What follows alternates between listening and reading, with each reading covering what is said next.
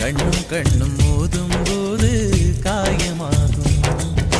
கண்ணாடி பொம்மை ஒன்று கல் மீது விழுந்தது என்ன? தண்ணீரில் வாழும் மீனின் தாகத்தை யார் அறிவார்?